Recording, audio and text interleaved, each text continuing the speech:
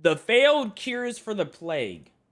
Let's start with the strange and slowly work our way towards the most horrifying things on the list. Number 10. The Four Thieves vinegar. So legend has it that a group of 4 thieves would loot and ransack the homes of people who had recently died from the plague. They would go on to steal from dozens of victims without any of them ever getting sick. They stayed safe by rubbing a secret potion over their entire bodies. But eventually, these thieves would be caught and apprehended by the authorities. They were then offered their freedom in exchange for the recipe of this secret potion, which they revealed to be a mixture of vinegar, garlic, herbs, and spices. No one knows for certain if this story is true, but this was a very popular tale during this time period. This would lead merchants to go door to door selling this vinegar mixture as a preventative for the plague. Buyers were instructed to rub this potion on their hands, ears, and temple. Ooh, but if the ears, this sounds like that would burn your ears though. Merchant had them hook, line, and sinker, he would simply just tell them to lather it over their entire bodies. Since everyone knows the number one rule in sales is always upsell when you can. And surprisingly, this potion would work really well against the bubonic plague, thanks to the mixture containing the herb mugwort, which is a natural bug repellent. And since the bubonic plague was spread from the fleas of infected rodents,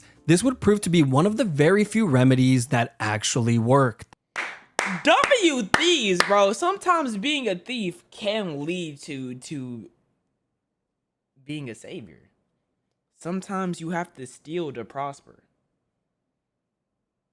Remember that, chat. So when you go into the mall and you see all these clothing and jewelry, bro, sometimes you have to steal to. I'm just kidding, man. But sadly, fleas were not the only way of contracting the Black Plague. The second method being much more deadly and was most commonly spread from human to human. This would be known as the pneumonic plague, which often carried a 100% mortality rate. This form usually spreads when a person inhales the airborne droplets of an infected person, which caused the disease to infect the lungs. And of course, the potion would prove to be completely useless against this form of infection. I'll let you know, if someone cough on me, I'm stomping them out first. I'm stomping them out and then I'm coughing on everybody in town.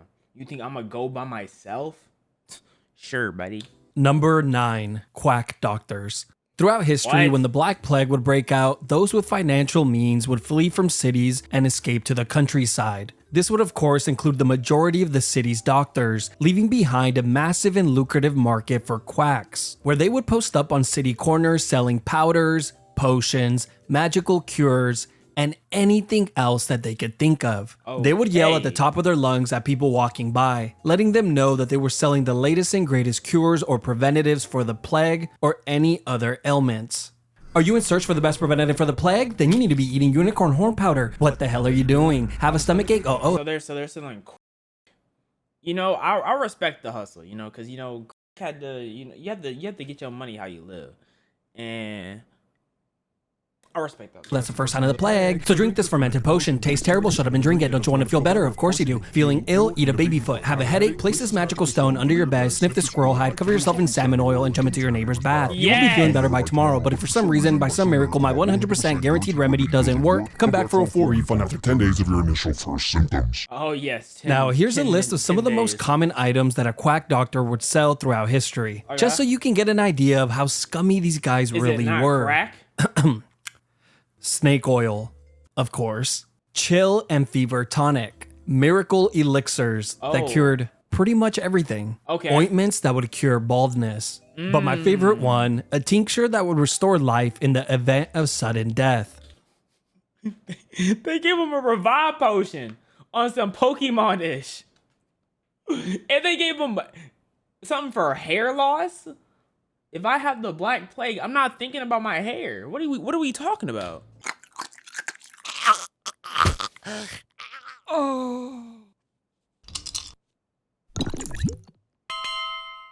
And since these quacks sold whatever they wanted, we can only assume that there's probably hundreds of other items that were never documented. Number 8. Urine. Back during the medieval period, urine had a great reputation since it was thought to have cleansing and healing properties. So naturally, it would be used as a form of treatment for the plague. I went to a nursing home, I think this was 2018, and one of the older ladies said, "Oh, you look good." I'm not allowed to actually do anything. I can't put my hands on you like or anything like that. But I have a cup. Can you go to the bathroom and you know the rest? So I was like, hey, how much you paying me? She said, let me call my grandson. I'll let you know afterwards. So after she talked to her grandson for about 10, 15 minutes, she called back. She's like, I can give you 500. Yeah. You know what I'm saying? I'm taking the 500, right? She's terminally ill though. She's supposed to die in like 3 weeks. So she's like, hey, I'm just enjoying my last days, she said. So, I go into the bathroom, I let it rip, I have the little bottle, I have the bottle inside my pants because I can't have the people see I'm taking piss to the patient. So I give it to her and she's like, thank you, honey. And I was like, you're welcome. Let me know if you need more. So that's why I gave her my number. That's how I know she's still alive. I had to give her my number to because I'm trying to get us a quick 500. You feel what I'm saying? Easy 500. She was supposed to die 3 weeks later. She's still around to this day. All I can say is that my is a genie. I don't know what you want from me. Finally, a remedy I can afford.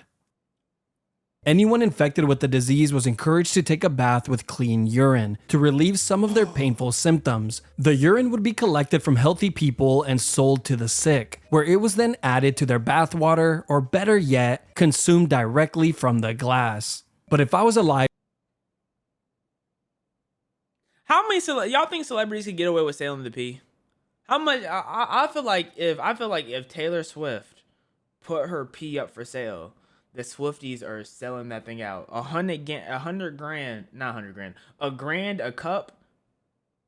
She's selling like 4,500 cups. The Swifties are buying it up. during this time period, I for one could never bring myself to partake in such a disgusting and humiliating practice.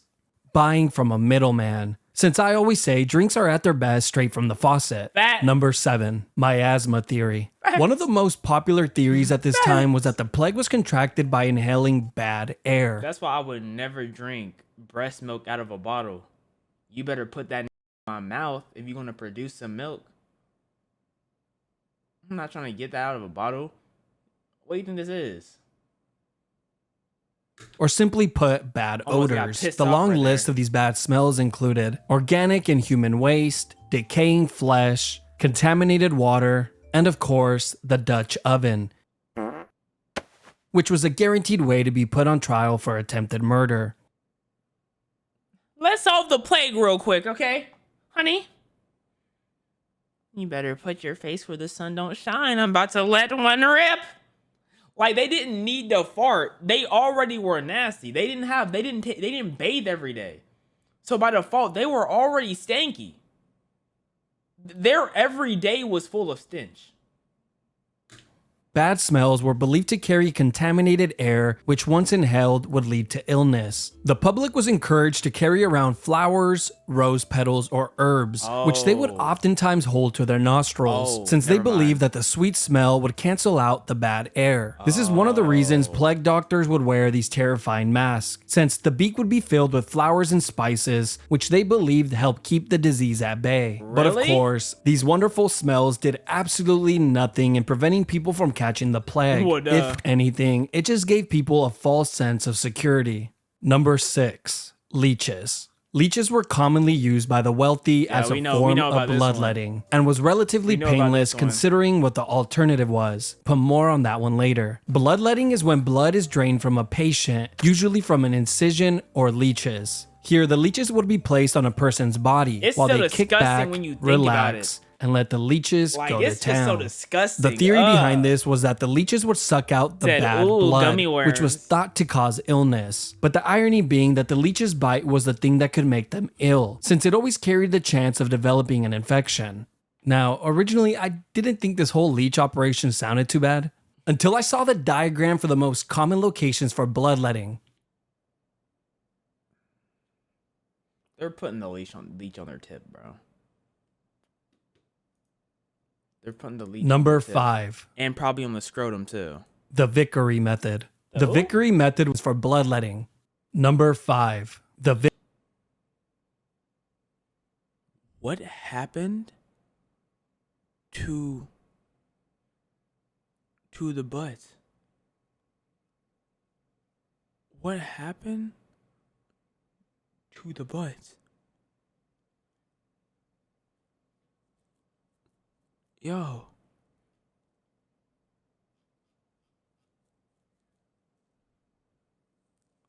Okay.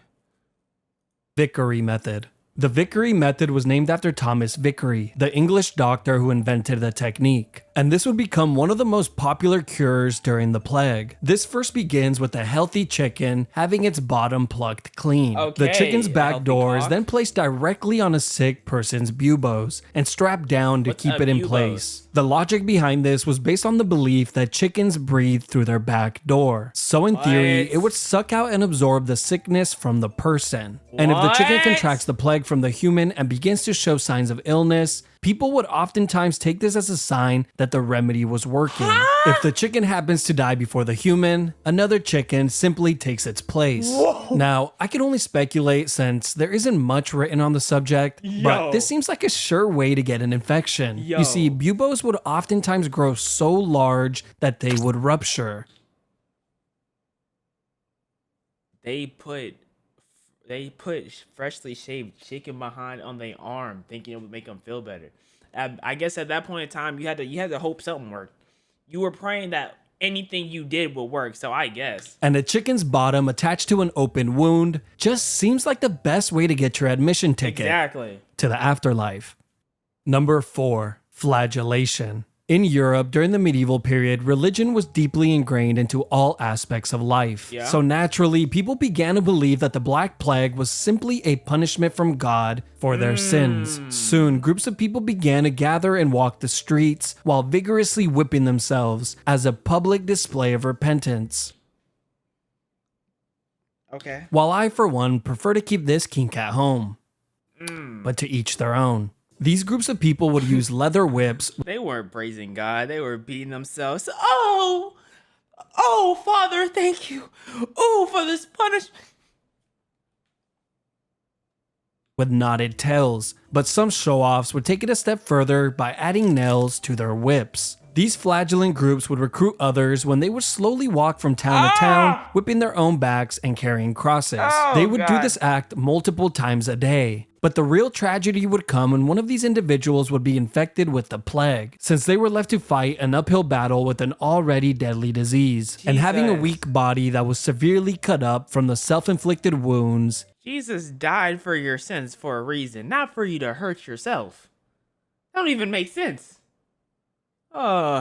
definitely didn't help. Number 3, feces. As time went on, physicians course. began to try all sorts of course. bizarre methods in the hopes of finding a cure, with this special paste being one of them. The paste consisted of tree resin, flower roots, and human poop. Nice. This operation would first begin with the patient's That buboes thing look getting like it smell sliced good. open, and as soon as the incision was made, it would then be stuffed with the paste, then tightly wrapped and sealed to hold everything in place. Patients would then be instructed to get some bed rest and wait. Now, if the patient's body part had not fallen off by the following morning, they would for sure be left fighting a losing battle, since it had now turned into a 2v1 with the person fighting against the plague and the infection. Oh my Number 2, Lord, bloodletting. This was an extremely popular medical procedure What does that that was mean? used from ancient times all the way through the this late is, 19th. Like, this is making me uncomfortable. That's why I'm moving back and forth like this. Like, it's just making me You know, I'm just I'm century. not feeling This good procedure right was now. in fact so popular that during the medieval period, this would oftentimes be the first thing a doctor would recommend. This Cutting absolute yourself? nightmare would first start with a person getting their arm sliced open yep, and allowing yep. the blood to drain into Okay. a bowl. Now, Okay. if a cut on the arm made you uncomfortable, don't worry, since you always had the option to have the incision made on your neck instead.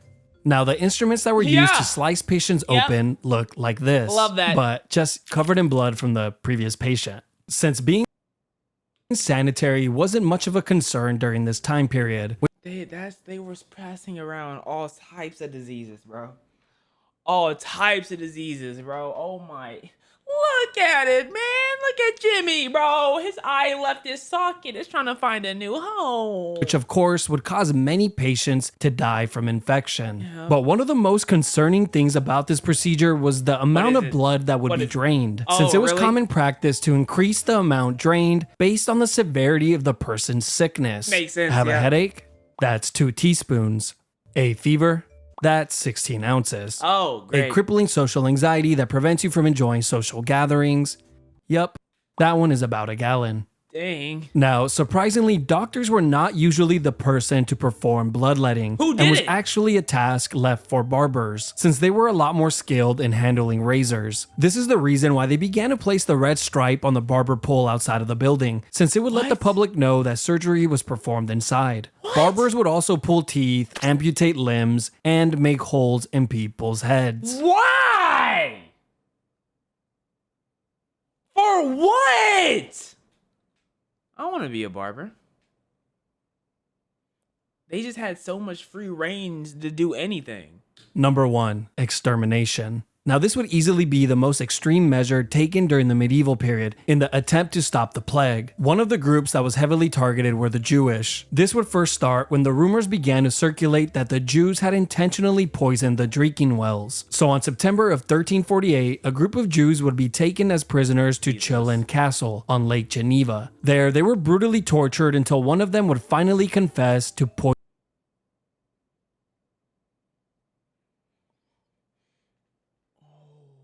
No, bro. Oh no, not the Legos. Oh no, bro. Poisoning the drinking water, which of course was not true. The information of this confession was then sent to various cities in Germany, and once the news arrived, it began to spread like wildfire throughout many countries in Europe. And thousands of Jews would then be course. targeted and murdered Of for course. this false confession. Yep. It was even documented that Jews from the age of 7 and up were all considered guilty for this crime, makes since the sense. belief was Yep. that they all had previous knowledge of this plan. Even though the Oh. Jewish community was clearly suffering as they themselves were being decimated by the plague. But this wouldn't seem to matter to the general public, and the killings would tragically continue. And it wouldn't be until the spread of the plague began to slow down that the murders would too. Okay, well, that was fun information to learn. Ha ha ha ha. That was real fun, real nice. It got my limbs feeling all jolly and good. I'll make your limbs feel jolly. Ooh.